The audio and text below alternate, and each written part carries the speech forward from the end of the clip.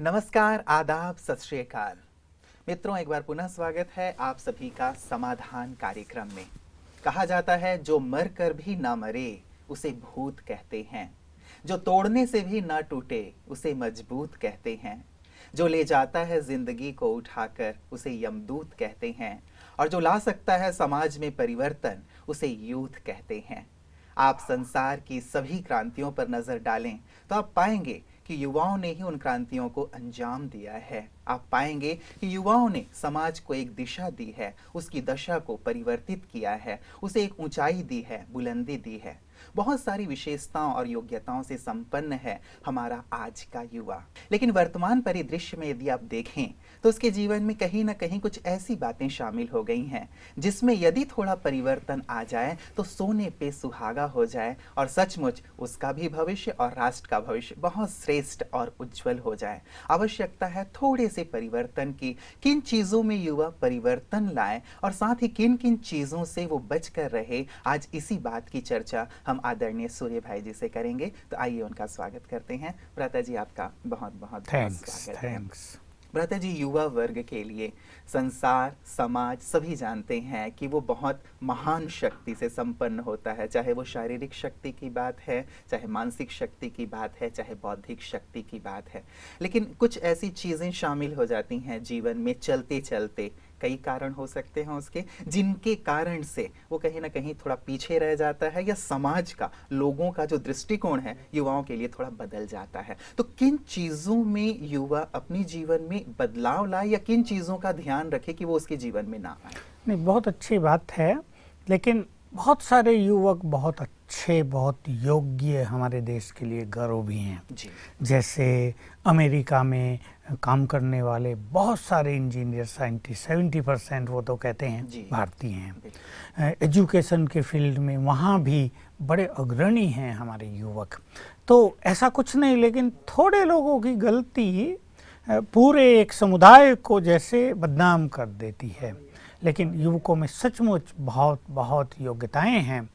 जैसा आप कह रहे थे कि उन्होंने अनेक क्रांतियों को दिशा दी है, समाज को दिशा दी है। बस अब थोड़ी सी ज़रूरत है कि वो अपनी शक्तियों को भी यथार्थ दिशा देना सीख जाएं। शक्तियां उनके पास बहुत हैं, और शरीर और मन की शक्ति के अलावा स्पिरिचुअल पावर हर युवक में बहुत होती है। स्पिरिचुअल पावर का अर्थ है power of spirit, power of soul. ये भी हर एक के अंदर बहुत होती है, उनमें प्योरिटी बहुत अच्छी होती है। लेकिन वो कुछ चीज़ों में बह जाते हैं जिसमें आजकल समाज बह रहा है, और उसका प्रभाव निगेटिवली उनके जीवन पर पड़ जाता है। उन चीज़ों से अगर वो बचेंगे तो सचमुच वो अपने लिए, परिवार के लिए, समाज या देश के लिए बहुत महान कार्य कर सकेंगे। कहा जाता है भ्राता जी कि दिग्भ्रमित हो रहा है युवा, लेकिन भ्रम पैदा करने वाली स्थितियां उसके बहुत सारी हैं। देखिए, और एक आदर्श की कमी या एक उन्हें मार्गदर्शक की कमी महसूस होती है, जिसके कारण वो स्वयं निर्णय लेता है और कहीं गलत कहीं सही साबित होता है। इस कारण कई बार बदनामी भी उसे झेलनी पड़ती है। तो पहली चीज जो आम रूप से चर्चित है और समझदार बुद्धिमान लोग इसकी चर्चा भी करते हैं कि भारत में इस समय वेस्टर्न कल्चर का बहुत ज़्यादा इफेक्ट होता जा रहा है। देखिए, मैं ये तो नहीं कहूँगा कि वेस्टर्न कल्चर पूरी तरह ख़राब है, उसमें अच्छाइयाँ भी बहुत हैं। उन अच्छाइयों को फॉलो करने की बजाय आज का मनुष्य बुराइयों को जल्दी फॉलो करने लगा है। मैं एक उदाहरण देता हूँ कि मान लो 10 बच्चों को टीवी के सामने बैठा दिया जाए और उन्हें 2 घंटा टीवी दिखाई जाए, और उसमें कुछ अच्छे सीन भी हों और कुछ थोड़े नेगेटिव सीन भी हों, और लास्ट में अगर उन सब से पूछा जाए एक एक से कि क्या क्या देखा, तो वो सारे जो नेगेटिव सीन थे, जो अश्लील चीज़ें थी, उनका वर्णन करेंगे। अच्छी चीज़ें भले ही उसमें ज़्यादा आई हों, लेकिन उसको वो नहीं लेते, वो ग्रहण ही नहीं होती उन्हें। तो सर्वे से ये देखा गया कि मनुष्य की ग्रहण करने की शक्ति, देखने की शक्ति बहुत निगेटिव हो गई है। तो पाश्चात्य सभ्यता में बहुत अच्छाई भी है। अगर हम देखें, वहाँ लोगों में ऑनेस्टी बहुत ज़्यादा है, मतलब वो डेडिकेट रहते हैं अपने कार्य के लिए, उसमें वो थोड़ा भी केयरलेस नहीं होते। देखिए, अगर वहाँ कोई भी व्यक्ति कार्य कराने के लिए किसी ऑफिस में जाता है तो वो तुरंत करा के ही आता है। भारत की तरह नहीं होता। मैंने एक और चीज़ देखी, हमारे पास हज़ारों लोग आते हैं हर साल, हज़ारों क्या 10,000 आते होंगे। अपनी गवर्नमेंट को ईमानदारी से टैक्स देने के लिए भी वो प्रतिबद्ध रहते हैं, अपने मुख से बोलते हैं कि नहीं भाई, हमें अपनी सरकार के प्रति भी वफादार ईमानदार होना है। तो देखिए, अगर उनकी कल्चर की ये बातें हम सीखें, हमारा युवा सीख जाए, तो क्या हमारा देश बहुत आगे नहीं बढ़ जाएगा? लेकिन सीखते हैं फैशन, उनकी नग्नता। जैसे आपने 10 बच्चों का एग्जाम्पल दिया कि 10 बच्चों को टेलीविज़न दिखाई जाए तो हर एक जो चीज़ें लेंगे अलग अलग लेंगे और ज़्यादा चीज़ें नेगेटिव लेंगे।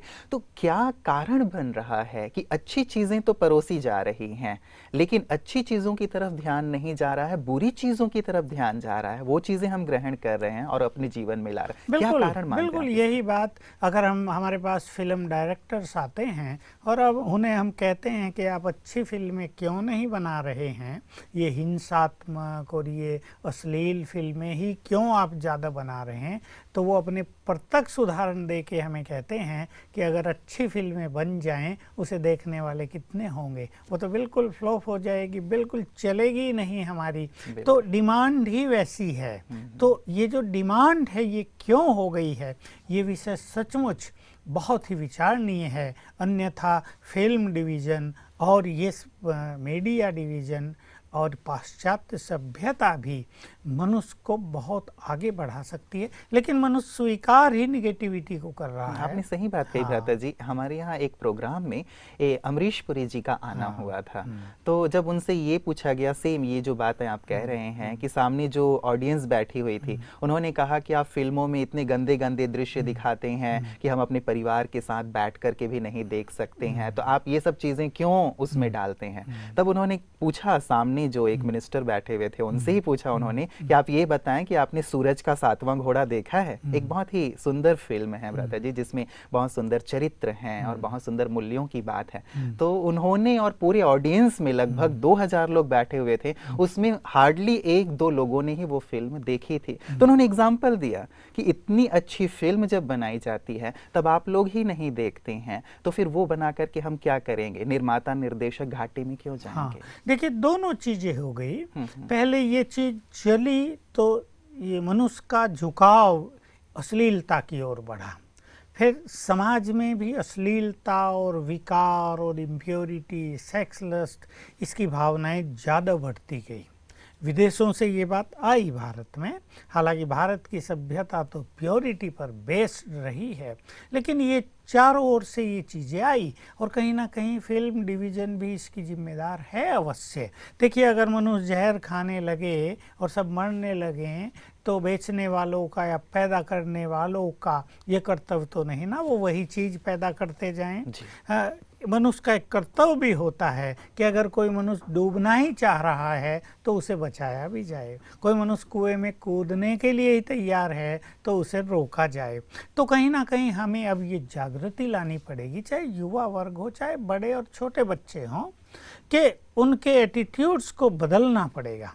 जो ये चीज़ें हैं उससे क्या नुकसान हो रहा है, इसकी अवेयरनेस, इसका ज्ञान किसी भी मनुष्य के पास नहीं है। मेरे पास युवकों के ऐसे अनेक उदाहरण हैं जिसमें जब वो बुरे संग में थे तो कैसे उन्होंने एंजॉय किया उन सब चीज़ों को, और 5-7 साल के बाद ही उनकी जो दुर्गति हुई कि जीवन भर पश्चाताप के, डिप्रेशन के, फ्रस्ट्रेशन के, अयोग्यताओं के अलावा उनके पास कुछ नहीं बचा। ऐसी चीज़ों को मीडिया को भ्राता जी यदि सामने लाना चाहिए।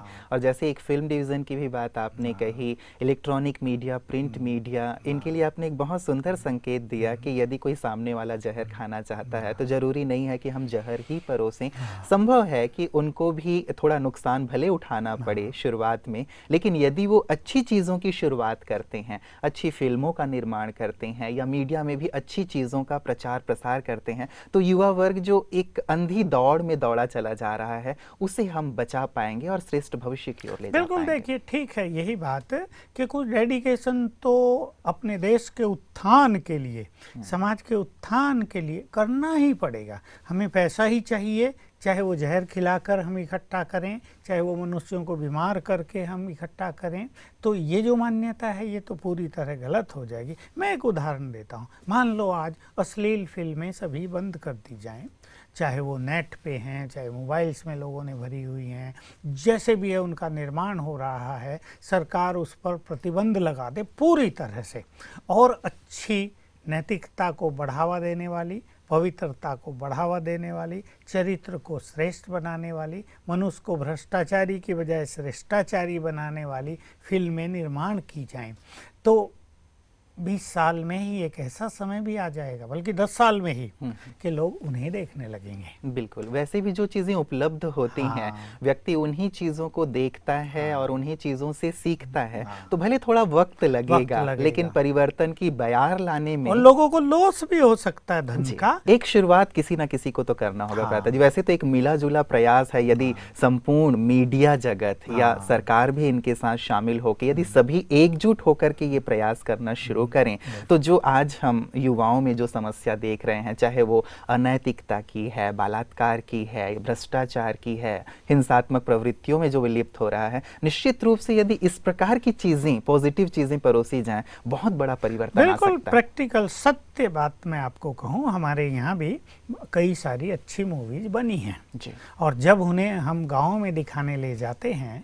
या किसी टाउन में ले जाते हैं, तो देखने वालों की भीड़ कम नहीं होती, क्योंकि उनको महसूस होता है कि ये चीज़ें उनके जीवन के लिए बहुत बहुत आवश्यक है। इनकी जानकारी न होना माना जीवन को अंधकार में ढकेल देना, लोग रियलाइज करते हैं। और इस तरह यदि बढ़ावा दिया जाएगा, हमारे यहाँ बन रही हैं बहुत अच्छी अच्छी स्पिरिचुअल मूवीज, और मैं तो खुद भी देख जाता हूँ वहाँ, तो भीड़ की भीड़ लगी रहती है। बल्कि जब हम अच्छे भाषण करते हैं तब आधे लोग उठ जाते हैं, लेकिन जब वो मूवी चलती है, स्पिरिचुअल है वो, उसमें कोई डांस भी नहीं होगा, लेकिन भीड़ जुटी रहती है। मतलब हमारे मन में एक मानसिकता शायद ये बनी हुई है कि यदि हम फिल्मों में तड़का लगा के दिखाएंगे या न्यूज को भी कुछ तड़का लगा के दिखाएंगे, तो शायद लोग ज्यादा देखेंगे, और अच्छी चीज दिखाएंगे तो शायद लोग नहीं देखेंगे। तो शायद ये कहीं ना कहीं भ्रम है मीडिया के भी मन में। सच बात ये, क्योंकि वो लोग भी उस फ्लो में बहते जा रहे हैं ना सभी। हम फिर से आ जाएं जरा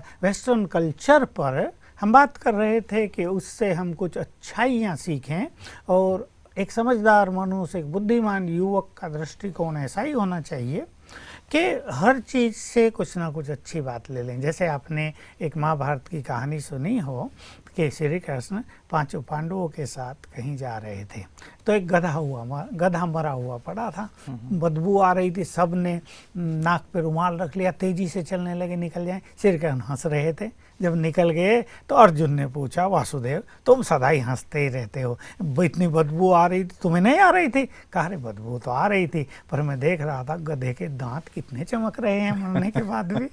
तो ये एक शिक्षात्मक बात है। ये पॉजिटिव घटना हुई हो या ना हुई हो, पर दिखाया कि श्री कृष्ण ने उस बदबू को और उसकी मृतदेह को न देख के उसके चमकते दांतों को देख रहे हैं। बुरी चीज से भी एक अच्छी चीज ली जा सकती है। जैसे हम अपना ये गुलाब का फूल लगाते हैं या और अच्छे अच्छे जो पुष्प हैं उनके पौधे हम रोपते हैं, उसमें नीचे खाद, पानी, मिट्टी, गंदगी रहती है ना, लेकिन फूल कितना सुगंधित, सबको आकर्षित करने वाला। अगर वो नीचे देख लें तो शायद कुछ भी ना देखें, लेकिन बरबस मन उस फूलों की ओर खींचा चला आता है ना। ऐसे ही हर सभ्यता में कुछ ना कुछ अच्छाइयाँ हैं, मीडिया में भी बहुत सारी अच्छाइयाँ हैं, पाश्चात्य सभ्यता भी अच्छाइयों से भरी पड़ी है। हमारी फिल्मों में भी हम बहुत अच्छाई ढूंढ सकते हैं या उन्हें टोटली पॉजिटिव स्वरूप दे सकते हैं। बस ज़रूरत है कुछ ऐसे समाज सुधारक लोगों की, ऐसे शिक्षकों की जो समाज को पॉजिटिव होना सिखा दे, जो समाज को ये याद दिलाए, जो युवकों को ये याद दिलाए कि जो तुम देख रहे हो इससे तुम्हारा कैसे पतन हो रहा है, इसकी अवेयरनेस नहीं है। और ये काम ब्रह्मा कुमारी ईश्वरीय विश्वविद्यालय के द्वारा बहुत अच्छी तरह से किया जा रहा है। जी भ्राता जी, ये तो एक बात हुई कि चलिए मीडिया किस प्रकार से अपने दिखाने वाली चीज़ों में परिवर्तन लाए, बनाने वाली चीज़ों में परिवर्तन लाए। एक पक्ष तो ये है, लेकिन दूसरा पक्ष जो युवाओं का पक्ष है, युवाओं में भी तो वो एक जागृति आए कि वो क्या देखें देखें क्या ना देखें, जैसे हम क्या खाएं क्या ना खाएं, मेरे स्वास्थ्य के लिए क्या लाभदायक है क्या हानिकारक है। तो जो लाभदायक होता है वो चीज़ें हम खाते हैं, हानिकारक चीज़ों को छोड़ देते हैं। तो ये एक अवेयरनेस यदि युवाओं में आए कि मुझे क्या देखना है क्या नहीं देखना है, कहाँ अपना टाइम इन्वेस्ट करना है कहाँ नहीं करना है, तो इससे भी बहुत बड़ा परिवर्तन आएगा। बिल्कुल, ये इसी के लिए हम यहाँ उपस्थित हैं और हमारा लक्ष्य है कि हम युवकों को और सभी को ऐसी अवेयरनेस दें कि सचमुच वो क्या फॉलो करें और क्या न करें। तो हमें ये जान लेना चाहिए कि आत्मा मूल रूप में पवित्र है और हमारी भारत की सभ्यता, भारत की जो महानताएं थी वो प्योरिटी बेस्ड थी। प्योरिटी थी यहाँ, चाहे वो महाराणा प्रताप के चरित्र से देखो, चाहे शिवाजी के चरित्र से देखो, चाहे स्वामी दयानंद को देखो, चाहे स्वामी विवेकानंद को देखो, ये लोग अभी हुए हैं, ये काल्पनिक नहीं हैं। इनके जीवन में महानताएं, इनकी सफलताएं, इनकी विजय या ये जो हीरो बने हैं उसका आधार पवित्रता ही था। पवित्रता जब हमारे देश में थी तो हमारा देश विश्व के लिए गुरु था, जगत गुरु था। बहुत लोगों को पता नहीं है कि भारत से ही सारी धन संपदा सारे देशों में फैली है। भारत से ही शिक्षा, मेडिकल एजुकेशन भी भारत से ही बाहर गई है। अब वहाँ के एक्सपर्ट लोग होके उसे वापस यहाँ ला रहे हैं। तो प्योरिटी बेस्ड है अच्छाइयाँ सब कुछ, और हम आत्माएं भी प्योर हैं, हमारा मन भी प्योरिटी की मांग करता है। देखिए, मन में जरा शांति हो जाए, हमें जरा सा क्रोध आ जाए, भले ही तब हम समझेंगे क्रोध करना जरूरी था, लेकिन हमें वो अच्छा तो नहीं लगता। दूसरा व्यक्ति हमसे क्रोध कर रहा हो वो भी हमें अच्छा नहीं लग रहा। दूसरा व्यक्ति अहंकारी हमें दिख रहा हो, हमें लगता है इसका अहंकार अच्छा नहीं है। तो वही चीज़ हम में भी न हो। तो प्योरिटी को बीज समझते हुए हम हर चीज़ को फॉलो करें। पाश्चात्य सभ्यता की बात है, जो उसमें ऐसी चीज़ें हैं कि वहाँ हमारी प्योरिटी पर वो कुटाराघात कर रही हैं, हमें पवित्रता के मार्ग से अलग ले जा रही हैं, उनकी ओर से हम आंखें बंद कर लें। क्योंकि अगर वेस्टर्न कल्चर की हम बहुत गहरी स्टडी करें तो देखो, मैं तो बिल्कुल साफ कहना चाहूँगा एक बात, कोई भी सभ्यता जब नष्ट हुई है संसार में तो उसका एक ही कारण रहा है, पाप और अपवित्रता। और जिन सभ्यताओं में अब अपवित्रता बहुत है, यही सबसे बड़ा पाप भी है, वो भी समझ लो अब नष्ट होने के कगार पर आई हैं। तो ये बहुत सारी काम प्रधान जो संस्कृति हैं, ये उस देश को, समाज को नष्ट करेंगी। तो ऐसी सभ्यता को फॉलो करना हमारी समझदारी नहीं है। हमारी सभ्यता को वो फॉलो करेंगे। हम देख सकते हैं, ये बात मैं कह दूं आपको बिना रुके, हमें ट्रेन में कई बार विदेशी मिल जाते हैं। भाई ने सिर पे टोपी पहनी हुई है, धोती पहनी हुई है, सफ़ेद कुर्ता, और बहन जी ने सलवार वही पंजाबी ड्रेस पहनी हुई है, मेहंदी लगाई हुई है, और वही इंडियन सब चीज़। हम उनसे पूछते हैं, do you love Indian dress? Yes, it's very good. तो देखो, उन्होंने अपनी छोड़ दी, हमारी फॉलो करने लगे। सत्य तो यही है कि भारत को ही सबको फॉलो करना चाहिए। हम अपने को इतना महान बना दे। ये गंदगी जो भारत में आ गई है, जिससे कई लोग विदेशों में भी भारत से घृणा करने लगे हैं, जो आजकल बहुत सारे केस हो रहे, रेप के, ये वो, सबको घृणा होने लगी कि भारत में क्या हो गया, चाहे करप्शन के मामले में। तो हम अपने आदर्श को फिर से प्रस्तुत करें, कायम करें, तो निश्चित रूप से संसार इसे फॉलो करेगा। बहुत सुंदर बात कही भ्राता जी आपने। कुछ दिनों पहले मैं नेट पे था तो मैंने देखा कि जो पश्चिम के युवा हैं वो भारत और पूर्व में जो सभ्यता और संस्कृति रही है उसकी तरफ उनका रुझान जो है बढ़ता चला जा रहा है। वो जानना चाहते हैं यहाँ के आध्यात्म को, यहाँ की संस्कृति को, और ठीक इसके विपरीत हमारे युवाओं में वहाँ के लिए रुझान पैदा हो रही है कि वहाँ क्या क्या चीज़ें हैं। और तो ये देखने में बड़ा अजीब सा और अटपटा सा लगता है कि वो हमसे सीखने के लिए आ रहे हैं और हम कुछ ढूंढने के लिए वहाँ जा रहे हैं। इन चीज़ों से तंग हो गए। उन्होंने ये भोग करके, फैशन करके, खा पी के, विषय विकारों में रत रह के देख लिया और फाइनली समझ गए कि this is not real life, ये तो पतन का मार्ग है। इसलिए फिर से, क्योंकि भारत कहीं ना कहीं हर मनुष्य के मन में, संसार में, उनके सबकॉन्शियस माइंड में ये भरा हुआ है कि भारत से ही हमें सब कुछ मिलेगा। शांति मिलेगी, चाहे रियल सभ्यता मिलेगी, चाहे प्योरिटी मिलेगी, चाहे सत्य ज्ञान मिलेगा, तो वो फिर से भारत की ओर आकर्षित होते हैं। और देखिए हमारे यहाँ भी, जैसा मैंने कहा, 10,000 कम से कम विदेशी यहाँ पर आते हैं, ज्ञान योग सीखते हैं। उनकी आप ड्रेस देखो, हमारे भारत के लोग भी, हमारे आबू के लोग जब उनकी ड्रेस देखते हैं, बहनें फुल ब्लाउज का, फुल बाहों का ब्लाउज पहने हुए हैं, साड़ी पहनी हुई हैं सफ़ेद, बिल्कुल अंग प्रदर्शन है ही नहीं, उनके चेहरे अब चमक रहे हैं। पहले भी वो यहाँ आते थे, लोग उन्हें हिप्पी कहते थे, फटे पुराने कपड़े पहने हुए, शराब पी हुई है, बदबू उनसे आ रही है, अब वो आते हैं ऐसे रॉयल बन गए। तो देखिए भारतीय सभ्यता का इफेक्ट हुआ ना उन पे। बहुत सुंदर भ्राता जी। और वैसे भी चीन के राजदूत का एक बार आना हुआ था कार्यक्रम में, तो वो एक बहुत सुंदर बात कह रहे थे, जो भारत की महिमा आप सुना रहे हैं, कि चीन में एक कहावत प्रसिद्ध है कि यदि तुम श्रेष्ठ कर्म करोगे तो तुम्हारा अगला जन्म भारत में होगा। ये हम सब के लिए कितने गर्व की बात है और कितनी ऊंची चीज है। तो हम अपनी संस्कृति के लिए सच्ची बहुत ज्यादा सम्मान रखें। और जहां तक ड्रेस की बात आप कह रहे हैं भ्राता जी, तो कहीं ना कहीं जो लोगों की दृष्टि में जो गंदगी आती है या किसी न किसी प्रकार के दुर्व्यवहार की घटनाएं होती हैं, तो ये ड्रेस कोड भी कहीं ना कहीं बहुत ज्यादा जिम्मेवार होता है। तो इसका इफेक्ट है ही कि मनुष्य ने अपनी मर्यादाओं को छोड़ दिया है और उसने इन बुरी चीज़ों को अपना लिया है। मैं तो एक बार ऑस्ट्रेलिया में गया था, तो शायद मेलबोर्न थी या कौन सी जगह, ब्रिस्बेन, वहाँ की यूनिवर्सिटी में एक प्रोग्राम था। तो मुझे जो लेकर गया था वो किसी लेडी से बात कर रहा था। उसने लाल कपड़े पहने हुए थे, बिल्कुल सिंपल, नीचे घाघरा सा, ऊपर लाल, और हाथ में जो थैला लिया हुआ था, जैसे हमारे यहाँ बोरी के थैले नहीं बनते, कंतान जिसे कहते हैं, वो थैला। मैं सोचा बहुत देर तक बात कर रहा, 15-20 मिनट हो गई। मैं सोच रहा ये व्यक्ति, हमें प्रोग्राम में जाना, इस लेडी से इतनी लंबी बात कर रहा है। बात करके वो आ गया। मैंने उससे पूछा थी कौन भाई, तुम इतने मगन होके बात कर रहे थे? उसने कहा ये इस यूनिवर्सिटी के रजिस्ट्रार है। मैं तो हैरान हो गया उसकी ड्रेस और हाथ में थैला देख के, और वो घर में नहीं यूनिवर्सिटी में थी। मैंने कहा देखिए इन लोगों ने सिंप्लिसिटी अपना ली है। तो वास्तव में ड्रेस का इफेक्ट विचारों पर पड़ता ही है। हम स्वयं भी देख लें, हम सफ़ेद परिधान पहने हैं, हमारे विचार सुंदर होते हैं। हमने भी देखा, हालांकि कुछ सफ़ेद पहनने वालों के ख़राब भी होते हैं, मैं उनकी बात नहीं कर रहा। लोग तो कहते हैं, आप जानते हैं, नेताओं के बारे में बहुत बोलते हैं। लेकिन अगर हम ऐसे वैसे कपड़े पहन लें तो हमारे विचार उससे अवश्य प्रभावित होते हैं। हम गंदगी लपेटे हुए हों, हम नहाए न हो 2-4 दिन से, हमारे विचार मैले हो जाते हैं।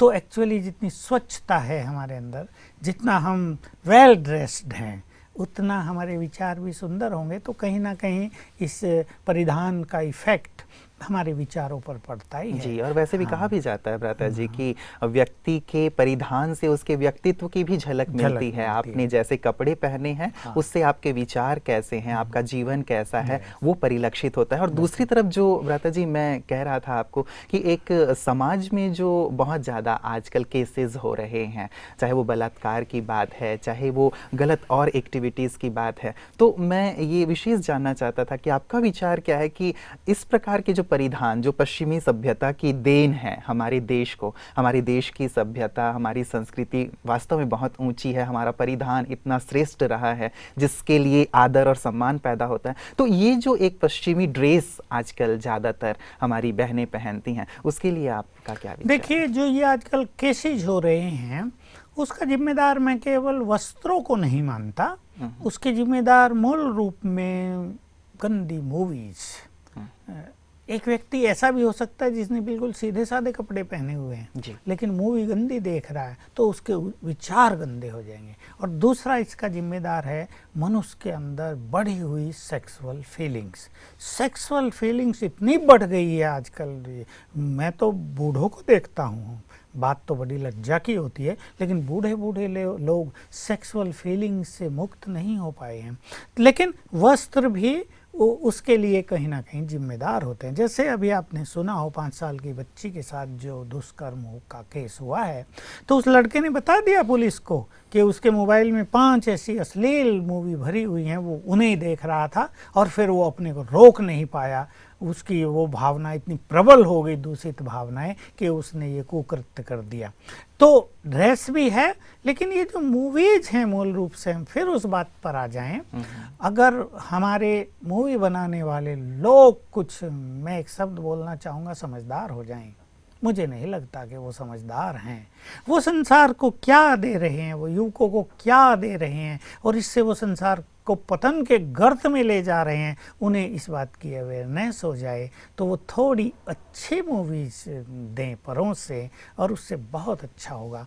तो देखिए, फैशन तो वस्त्र और फैशन डिजाइनिंग, और ये तो आजकल बहुत बड़ा कारोबार है, इसमें लोग ग्रेजुएशन कर रहे हैं और बहुत बड़ा कोर्सेज चल रहे हैं, बड़े कारोबार चल रहे हैं। तो मैं ये नहीं कहूँगा कि वही कोई बहुत बुरी चीज़ है, लेकिन उसमें नग्नता ना हो, उसमें ऐसा ना हो जो दूसरों की इम्प्योर फीलिंग्स को वो चीज़ें बढ़ाएं। बस इतना अगर हम फैशन पर ध्यान देंगे तो अच्छा लगेगा, सुधार होगा समाज का, और इसमें जो अननेसेसरीली खर्च होता है उससे भी लोग बच जाएंगे। क्योंकि कभी कभी ऐसे होते हैं, बच्चे देख के आते हैं बाजार में, ये है, उसकी फ्रेंड ने ये पहना हुआ, वो भी घर में आके माँ को परेशान करते हैं, मुझे तो यही चाहिए, तब तक रूस जाते हैं, खाना नहीं खाते, वो बेचारे गरीब माँ बाप, उन्हें कहीं ना कहीं से करके देना ही पड़ता है। तो इस समस्या से भी वो मुक्त हो जाएंगे। निश्चित रूप से भ्राता जी, आपने बहुत सुंदर बातें रखी हैं जिनसे युवाओं को भी अपने आप को थोड़ा सा बचाना है, थोड़ा सा अपने अंदर परिवर्तन लाना है। और जो ऊपर का तबका है, मीडिया का प्रभाग है, गवर्नमेंट भी है, यदि एक कड़ा रुख अपनाती है इन सब चीज़ों के लिए, तो निश्चित रूप से परिवर्तन की एक सुंदर बयार आएगी और सब कुछ देखते ही देखते परिवर्तित हो जाएगा। हम एक सुंदर, सभ्य और श्रेष्ठ समाज की ओर बढ़ेंगे, जिसकी आज कहीं ना कहीं हमें कमी महसूस होती है, कई कारणों से लज्जा प्रतीत होती है कि हमारे समाज में ऐसा हो रहा है। तो यदि ये सारी चीज़ें की जाए तो निश्चित रूप से हम एक सुंदर भविष्य की ओर जाएंगे। इस चर्चा को भ्राता जी आपके साथ आगे भी जारी रखेंगे। आज के लिए आपने जो दिया उसके लिए बहुत बहुत धन्यवाद। युवा साथियों, आपने देखा कि युवा जीवन बहुत ही मूल्यवान है, श्रेष्ठ है, और इसमें हमें ये निर्णय करना है कि हमें अपने जीवन में किस प्रकार सद्गुणों को अपनाकर, किस प्रकार बुराइयों से दूर रहकर औरों के लिए आदर्श प्रस्तुत करना है। हमें केवल औरों के आदर्श पर नहीं चलना है, लेकिन ये भी निश्चित करना है कि हम स्वयं भी औरों के लिए आदर्श प्रस्तुत करें, हमारे जीवन को देखकर दूसरे भी सीखें। ऐसा तभी हो पाएगा जब हम अच्छाइयों को अपने जीवन में धारण करेंगे और बुराइयों को छोड़ते चलेंगे। समाधान में आज के लिए इतना ही। दीजिए इजाजत। नमस्कार।